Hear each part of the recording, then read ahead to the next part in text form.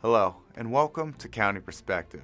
In this show, we focus on Frederick County government, local programs and events, and the community that you live in. I'm your host, Brandon Rosa, and thank you all for joining us today. It's time to kick off the show with our top news stories. Frederick County Executive Jan Gardner announced the results of two grant programs designed to help crop farmers and small nonprofit organizations recover from the COVID-19 pandemic and other economic pressures. The program, Farmer Relief Grants, will reduce the impact of rapidly rising fertilizer costs, which have tripled as a result of supply chain issues and the war in Ukraine. The ARPA, Nonprofit Community Health and Recovery, or ANCHR, grants were designed for small nonprofit organizations that often are unable to qualify for major aid programs. Both programs were funded through Frederick County's American Rescue Plan Act allocation from the federal government. Information about how Frederick County is investing its $50.4 million ARPA allocation can be found online at frederickcountymd.gov/ARPA. The Frederick County Division of Parks and Recreation officially cut the ribbon on the newly renovated Middletown Community Park. For the past 2 years, the park on Koblenz Road has been under construction, with new features added and existing features upgraded. I'm very excited today to be here for the ribbon cutting for the new rehabbed Middletown Park. It has rehab basketball courts. All the ball fields have been leveled, which is great. We've got some new fields in and stands over here. We've got a new pavilion. The pond was dredged, and I'm very excited about the fact that we're going to have a skate park over in this direction. It's going to have a half pipe in it. It's going to have a pump track. It's going to be beautiful. So many people in the community come out here and they walk through the park. They walk the paths. They go around all the different areas in the park, or they come here to play sports, or they go over there to shoot marbles. We had a new marbles national champion this year. So it's a great park to just come, take your family, and enjoy yourself. For more information about Middletown Community Park or any Frederick County park, visit recreator.com or call 301-600-1646. Kids are back in school and many get to attend a new or renovated school, like the new Waverly Elementary School, which was the biggest elementary school project ever undertaken in Frederick County. This school expanded its students' capacity from 355 to 1,019. Waverly was built on time and under budget during a pandemic and with supply chain challenges. Thurmont Elementary School underwent renovations during the summer. Some renovations include new classroom space, updates to all lighting throughout the building, added storage and hallway lockers for students, and added additional bathrooms. More renovations will take place to Thurmont Elementary School next summer. In the last episode of County Perspective, we looked at biking and the bike culture in Frederick County. Now, it's time to talk about bike trail safety. I spoke with Frederick County Parks and Rec Park Ranger Supervisor Carl Lynch on how to stay safe while riding on our local trails. Let's hear what he had to say.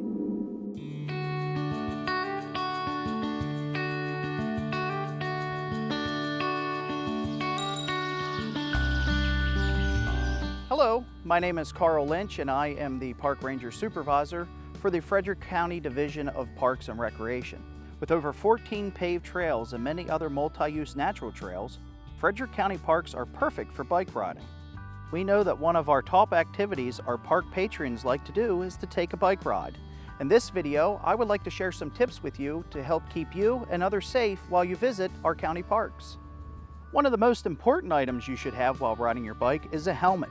We encourage everyone to wear a helmet and remind you that Maryland law requires all bicyclists under the age of 16 to wear a bicycle safety helmet when riding on public property. You also want to make sure that your helmet fits properly, and you can only have 2 fingers between your chin and the chin strap. Before heading out, it's also a good practice to complete a pre-ride inspection of your bike.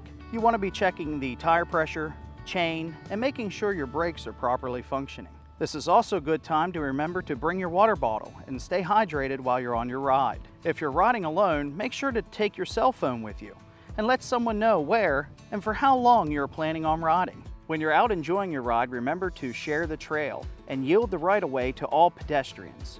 There is a 15-mile-per-hour speed limit put in place for everyone's safety. If you're riding with others, please stay single file and to the right unless passing. Most of us love to ride, walk, and run while listening to some of our favorite music.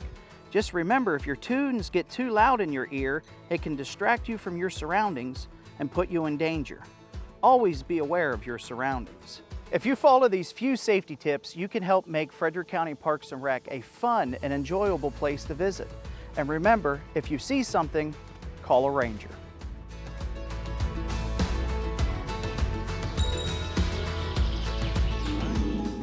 It's time for a short break, but stay where you are because we'll be right back with more on County Perspective.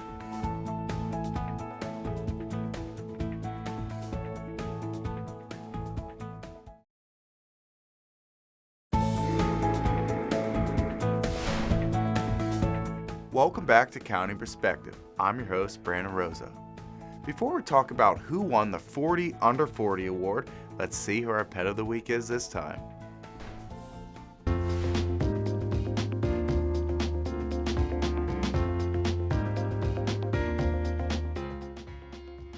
Julie is one of the oldest dogs on FCAC's adoption floor, but she's no couch potato. This 7-year-old pit bull mix is quite spunky. She loves to play. She is now our go-to dog for dog testing and play bouts to every canine she meets.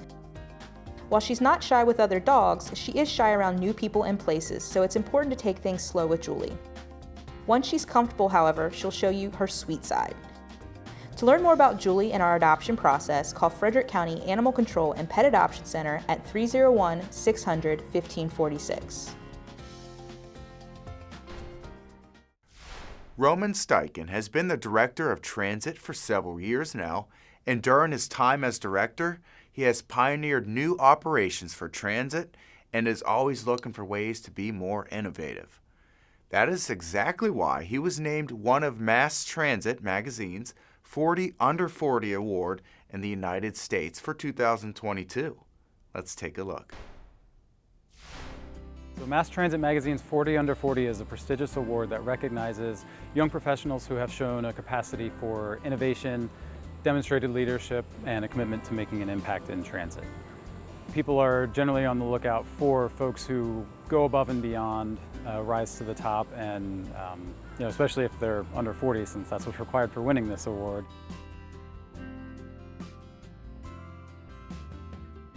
I had very large shoes to fill when first stepping into this role. Transit was already a pretty well-oiled machine. However, my first day as director was February 29th of 2020, which, as we all know, was only a few days before COVID took hold and forced lockdowns. We had to radically shake up operating procedures, and in the process, some efficiencies were found and are still in place today. We instituted zero-fare operation, which eliminates passenger and driver contact. It eliminates conflicts regarding fares and transfers, and makes transit access equitable by removing the barrier of paying a fare. We've been able to maintain essential service for those who need us the most and get creative with new opportunities to serve the community in partnership with other county divisions. From our mobile vaccine bus efforts with the health department to providing meals to seniors in partnership with the Senior Services Division. We would like to expand our electric bus fleet. Currently we have 9 electric buses, and that's 40% of our large bus fleet. We have had success with them and would like to continue that. We will be procuring a new real-time tracking system for these buses. It gives passengers better information and it gives us better data. We will also be expanding our bus stop amenities program. We would like to install shelters across the county, or benches, or make sure that they are all ADA accessible.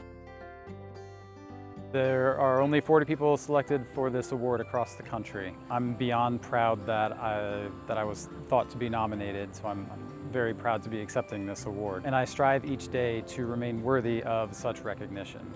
This award is not an end goal. It serves as a reminder that there is still a lot more work to do. Public transit is an ever-evolving industry, and there are certainly challenges ahead that I'm ready to tackle with my team. Well, summer isn't over yet. There are still plenty of activities going on in the county that are geared just for you. Check out this episode's calendar of events.